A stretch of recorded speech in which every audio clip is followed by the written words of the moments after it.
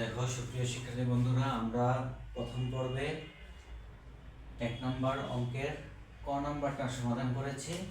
তো খ নাম্বার অঙ্কটা না করে আমরা গ নাম্বারে চলে আসছি, কারণ ক এবং খ নাম্বার দুইটা একই নিয়মের।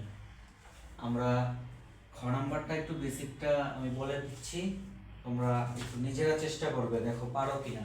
কিছু অঙ্ক নিজেদের চেষ্টা করতে হবে নিজেদের বুদ্ধি বাড়ানোর জন্য। খ নাম্বারটা একটু আলোচনা করে মানে কিভাবে করবো সেটা বলে আমি গ নাম্বারটা করেই দিব। আর একান্তই যদি না পারো খ নাম্বারটা করতে, তাহলে তোমরা অবশ্যই আমাকে জানাবে, আমি তোমাদের জন্য খ নাম্বার অঙ্কটা আমি আবার আমার নিজ হাতে করে দিব।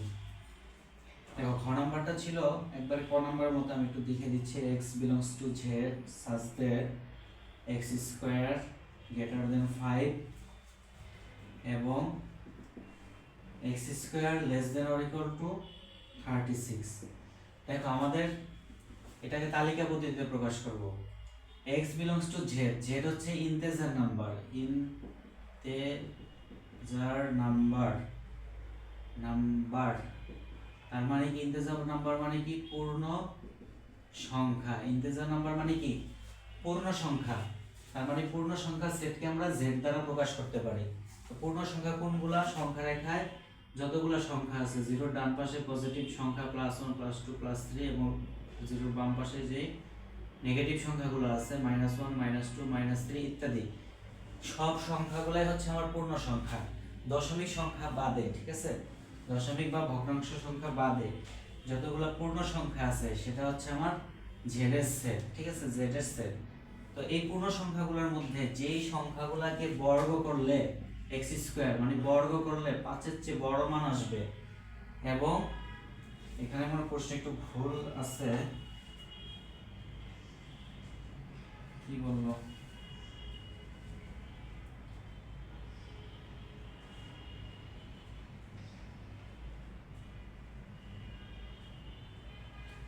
আচ্ছা, যে সকল সংখ্যা বর্গ করলে 5 এর চেয়ে বড় আবার 36 এর চেয়ে ছোট বা সমান ওই সকল সংখ্যার সেট।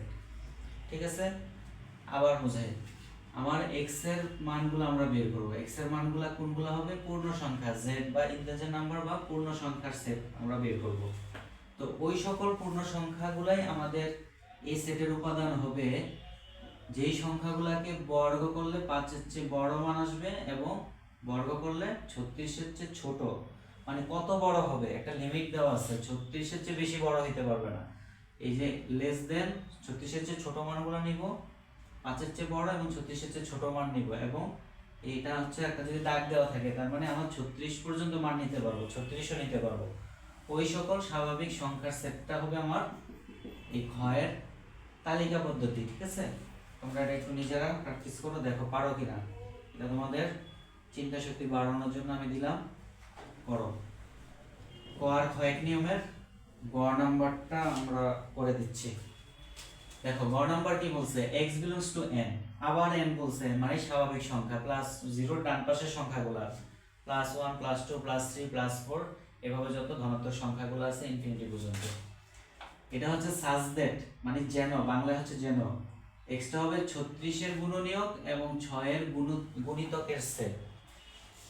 36 এর গুণনীয়ক এবং 6 এর গুণিতক যেই সংখ্যাগুলা, ওই সংখ্যাগুলাই হবে আমার এই x এর সেট। এখন তোমাদের প্রশ্ন হচ্ছে গুণনীয়ক কি আর গুণিতক কি, এই প্রশ্নটা আসবে। এটা আমি একটু বেসিক কনসেপ্টটা আমি ক্লিয়ার করে দিই আগে, তারপর ব্যাখ্যা করাচ্ছি। দেখো যদি বলা হয় গুণিতক, গুণিতক কি? যদি বলা হয় 3 এর গুণিতক কি, তাহলে 3 এর নামটা পড়তে থাকলে তোমার যে রেজাল্টগুলো আসবে ওগুলা হবে 3 এর গুণিতক। তাহলে তুমি 3 এর নামটা পড়ে, 3 কি 3, 3 দুগুণে 6, 3 ত্রিকা 9, 3 নং 27, 4 নং 36, এভাবে যতগুলো আমরা রেজাল্ট পাইতেছি এই রেজাল্টগুলো হচ্ছে আমার 3 সংখ্যাটার গুণিতক। ঠিক আছে, এখন যদি বলা হয় আবার গুণনীয়ক জিনিসটা কি? গুণনীয়ক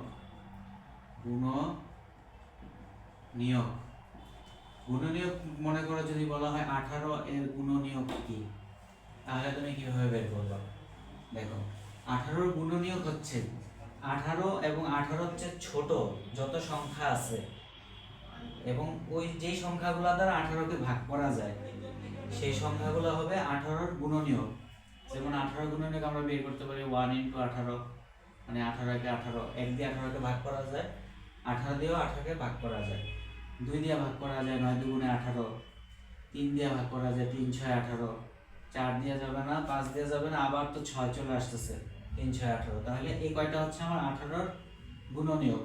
গুণনীয়ক কোনগুলো? 1, 2, 3, 6, 9 এবং হচ্ছে 18। এই 6টা হচ্ছে 18-র গুণনীয়ক। তাহলে গুণনীয়ক কাকে বলে বা কোনগুলা?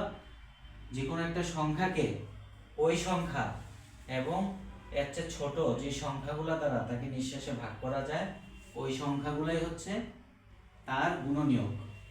আমি আশা করি তোমরা বুঝতে পেরেছো। এবার আসো আমাদের মূল প্রশ্নে আমরা যাই।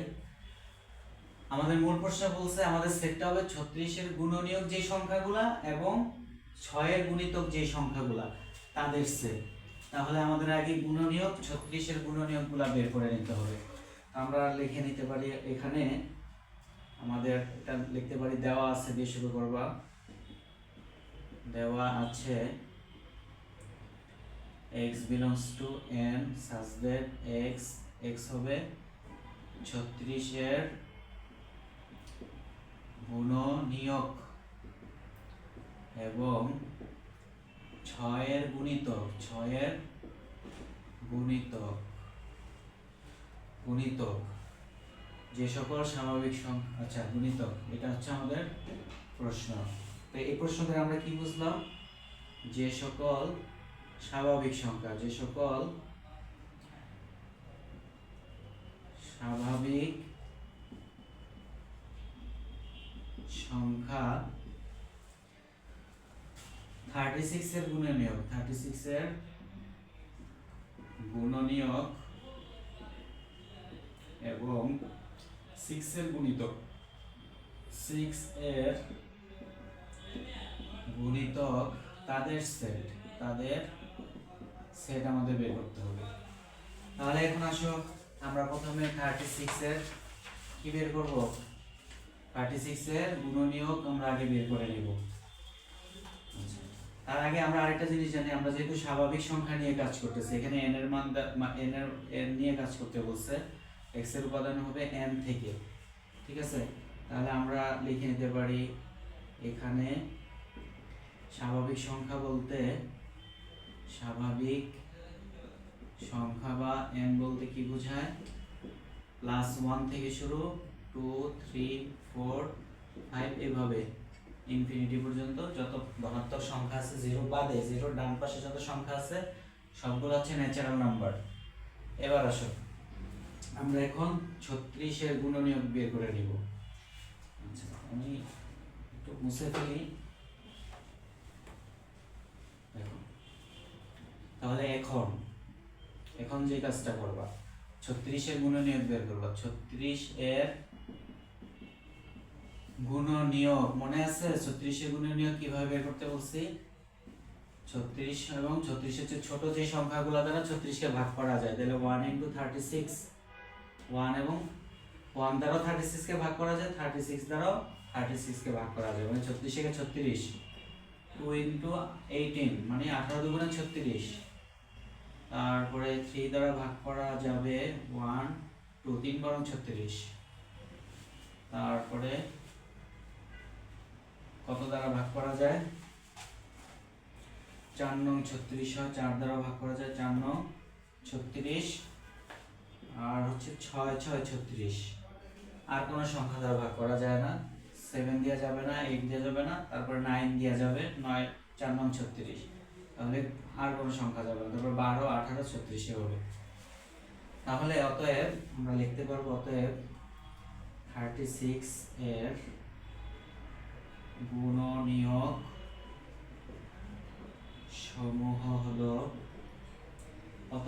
1, 2, 3, 4 এভাবে আমরা লিখি, 1, 2, 3, 4, 6, 9, 12, 18, 36, ঠিক আছে? এই কয়টাই। আচ্ছা, এখন আমরা বের করব 36 তো গুণনীয়ক বের করে ফেললাম, এরপরে আছে কি 6-এর গুণিতক। আবার 6 এর গুণিতক বের করব, গুণিতক 6 এর নামটা পড়তে থাকলে যে সংখ্যাগুলো আসবে, যে রেজাল্টগুলো আসবে সেটাই হচ্ছে আমার 6 এর গুণিতক। তাহলে 6 এর গুণিতক কি আসবে? সমান 6 একে 6, 6 দুগুণে 12, 3 6 18, 4 6 24, 5 6 30। আমি ডট ডট দিয়ে দিলাম। এই তিনটা ফোঁটা মানে কি? এন্ড, সো এন্ড, মানে আরো এবং আরো, এভাবে অসংখ্য সংখ্যা আমরা পাবো 6 এর নামটা পড়তে থাকলে। তাহলে আমাদের কি বলছে? 36 এর গুণনীয়ক এবং 8 এর গুণিতকের সেটই হবে আমার এই এক্স এর ফাংশন, এক্স এর সেট। তাহলে আমরা কি লিখবো? দেখো 36 এর গুণনীয়ক এবং 6 এর গুণিতক, আমার এখানে কমন উপাদান কোনগুলো আছে? দেখো এখানে 6 আছে, এখানে 6 আছে, এখানে 12, এখানে 12, এখানে 18, এখানে 18, আর কিন্তু কমন উপাদান নাই। তাহলে আমরা লিখবো সুতরাং 36 এর গুণনীয়ক এবং 6 এর গুণিতকগুলো আমরা আগে উল্লেখ করব। সুতরাং 36 এর গুণনীয়ক ও 6 এর গুণিতক গুলো হলো সমান 6, 12, 18। দেখো বুঝছো কিনা? অনেক সহজ কিন্তু। মানে যেই সংখ্যাগুলো আমার 36 এর গুণনীয়কের মধ্যেও আছে এবং 6 এর গুণিতকের মধ্যেও আছে, ওই সংখ্যাগুলাই হবে আমার এই x এর মান। ঠিক আছে? তাহলে ওই সংখ্যাগুলোর সেটই হবে আমার এই সেটের মান। তাহলে সুতরাং নির্ণেয় সেট হবে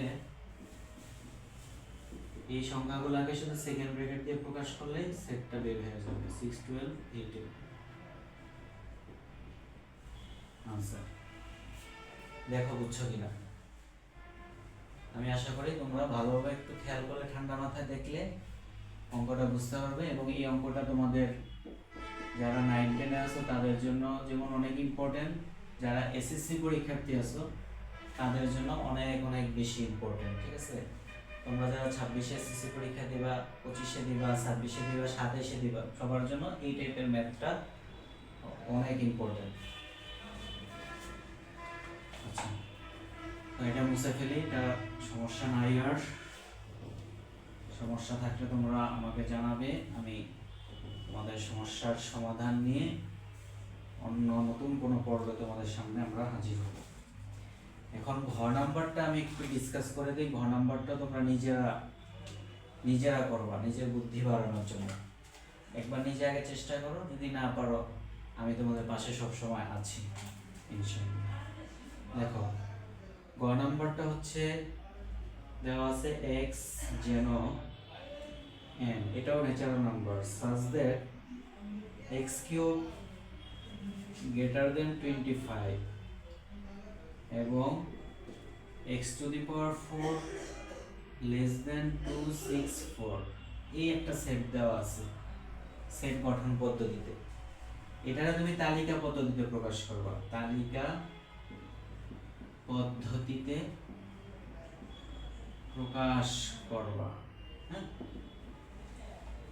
তো দেখো আমাদের শর্তটা কি দেওয়া আছে সেদিকে খেয়াল করতে হবে। x হচ্ছে আমাদের উপাদানগুলো হবে, এই সেটের উপাদানগুলোর নাম হবে x।